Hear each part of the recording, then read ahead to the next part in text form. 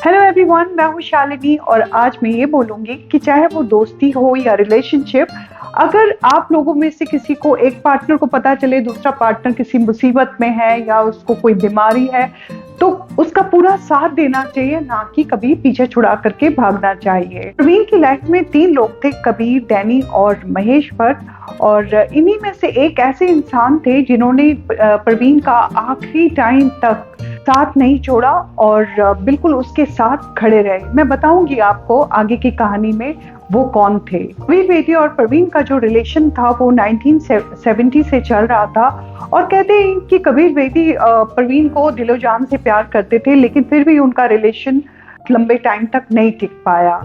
कबीर ये भी बोलते हैं कि जो प्रवीण थी वो बहुत ही इंटेलिजेंट और सेंसिटिव इंसान थी। बात उस टाइम की है जब कबीर इटली में थे और वहाँ पे जो लोग थे कबीर को बहुत ज़्यादा पसंद करते थे क्योंकि वो बहुत ज़्यादा ही फेमस थे।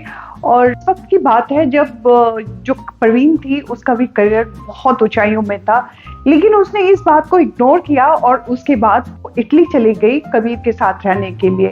लेकिन कबीर को कई बार उसकी जो मेंटल हालत थी उसकी वजह से काफी मुश्किलों का सामना करना पड़ता था। ये 1976 की बात है। उस वक्त कबीर एक इटालियन सीरीज में काम कर रहे थे और उस वक्त प्रवीण भी उनके साथ थी। तो एक बार एक फेमस एक्ट्रेस जिसका नाम जीना लोलो ब्रिगेडा था, उन्होंने एक गेट टुगेदर रखी और उसमें कबीर को इनवाइट किया, क्योंकि जो जीना थी वो कबीर को बेहद पसंद करती थी और वो हर हालत में उसको पाना चाहती थी। और जीना ने ये जो गेट टुगेदर रखा था वो एक इटली के बहुत ही फेमस रेस्टोरेंट में रखा था। और उस शाम कबीर प्रवीण के साथ पहले वो जीना के घर में जाते हैं उससे मिलने के लिए, और लेकिन उन्हें बहुत डर लग रहा था कहीं कुछ बुरा ना हो जाए। ऐसा सोचते हुए जैसे ही वो जीना के घर में पहुंचे, वहां पे जीना ने जैसे ही प्रवीण को कबीर के साथ देखा तो उसको बहुत ज्यादा गुस्सा आया। ये बात कबीर ने भी नोटिस किया, लेकिन जीना ने उसको प्रवीण को बिल्कुल इग्नोर कर दिया और वो सिर्फ कबीर से ही बात करती रही।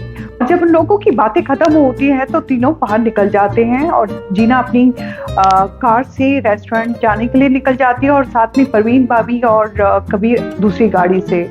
जैसे ही वो लोग पहुंचते हैं रेस्टोरेंट में, देखते हैं कि जीना अपनी सीट में बैठी हुई है, बहुत अच्छा म्यूजिक बज रहा है और लाइव बैंड था वहाँ पे और कुछ लोग फ्लोर में डांस कर रहे हैं। तो जीना के साथ वाले ही टेबल में प्रवीण भाभी और कबीर बैठ जाते हैं और अभी थोड़ा सा ही टाइम गुजरता है कि जीना एकदम से उठती है अपनी सीट से और वो सीधा पहुंचती है कबीर के पास। वो उसका हाथ पकड़ती है और उसको डांस के लिए ले जाना चाहती है। जैसे ही ये प्रवीण भाभी ये देखती है तो उससे अब गुस्सा आ जाता है।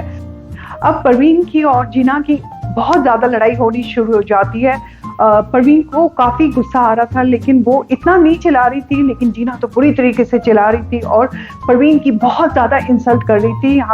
यहाँ तक कि वो उसने ये भी बोला कि तुम यहाँ पे क्या कर रही हो, तुमको तो मैंने बुलाया भी नहीं है। लेकिन इसके बावजूद भी कबीर बेदी बिल्कुल चुपचाप रहे और लेकिन जो प्रवीण थी उसने उसका मुंह शांत कर दिया जवाब दे करके। कबीर को प्रवीण की बीमारी के बारे में अच्छी तरीके से मालूम था और अब धीरे धीरे वो उसकी मेंटल हालत की वजह से बहुत ही इंसल्टेड महसूस करने लग गए थे और धीरे धीरे उनकी जो रिलेशनशिप थी उसमें दूरियां आनी शुरू हो गई और फिर कुछ टाइम के बाद ये रिलेशनशिप टूट गया। धीरे धीरे प्रवीण की जो बीमारी थी बढ़ती जा रही थी और साथ में वो बहुत ज्यादा अकेली महसूस करती थी और उसका ख्याल रखने के लिए कोई भी नहीं था। ये बात महेश भट्ट को अच्छी तरीके से मालूम थी कि बचपन में उसने ये जो प्रवीण के साथ हो रहा था अपनी माँ के साथ भी देखा था। उस वक्त जो उनकी माँ थी इसी तरीके से अकेले अकेले रोती रहती थी, क्योंकि उनके जो हस्बैंड थे यानी कि महेश भट्ट के जो पिता थे वो उनका अफेयर किसी और के साथ चल रहा था। ये बात महेश भट्ट ने खुद बताई थी। महेश भट्ट ने प्रवीण का काफी ख्याल रखा और उसका इलाज भी करवाया, लेकिन प्रवीण की एक बात गलत थी कि वो बीमारी उसकी इतनी जल्दी ठीक इसलिए नहीं हो रही थी कि कई बार वो दवाइयाँ खाती नहीं थी और कई बार तो वो गुस्से में दवाइयों को फेंक देती थी।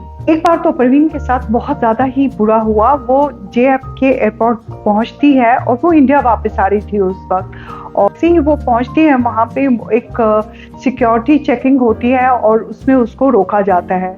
जब उसको रोकते हैं तो उसको बहुत अजीब लगता है, वो सोचती है कि इतनी बड़ी सेलिब्रिटी को ऐसे कैसे रोक सकते हैं? लेकिन फिर भी वो चुप रहती है और स्माइल रखती है अपने फेस में।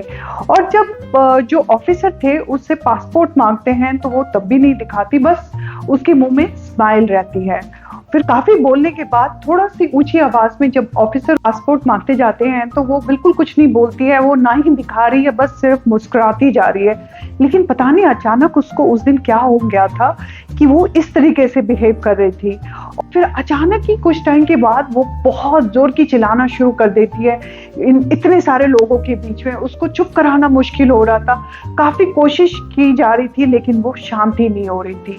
कुछ टाइम के बाद पुलिस को बुला लिया जाता है, तब भी वो बहुत ही बुरी तरीके से चिल्ला रही थी और शांत नहीं हो रही थी। और फिर लास्ट में मजबूर होकर के पुलिस वालों को उसके हाथ पैर को बांधना पड़ा और उसके बाद उसको जानवरों की तरह घसीटते हुए वो उसको मेंटल हॉस्पिटल में लेकर के गए और वहाँ पे वो 3 दिन तक रही। और उसके बाद इंडियन एम्बेसी ने उसकी हेल्प की, उसको छुड़वाया वहाँ से। और इस हादसे के बाद अपनी जिंदगी के आखिरी दिनों तक परवीन बाबी यूएस प्रेसिडेंट से नफरत करती थी और उनसे डरती भी थी।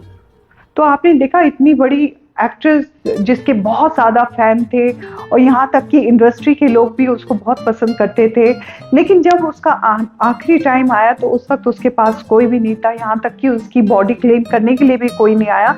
सिर्फ महेश भट्ट ही एक ऐसे इंसान थे जो कि उन्होंने उसकी बॉडी को भी क्लेम किया, और वही इंसान जिन्होंने परवीन बाबी को उसके इतनी मुश्किल टाइम में जब वो बहुत अकेला थी और साथ में ही बीमार भी थी, उसको छोड़ दिया था। लेकिन अब तो इस बात का रिग्रेट है कि उन्होंने उस वक्त उसकी हेल्प क्यों नहीं की। और अब मेरा ये लोनली परवीन बाबी का आखिरी चैप्टर है और मैं जाने से पहले आप लोगों को ये बोलूंगी कि आप एक दूसरे का साथ कभी ना छोड़ें।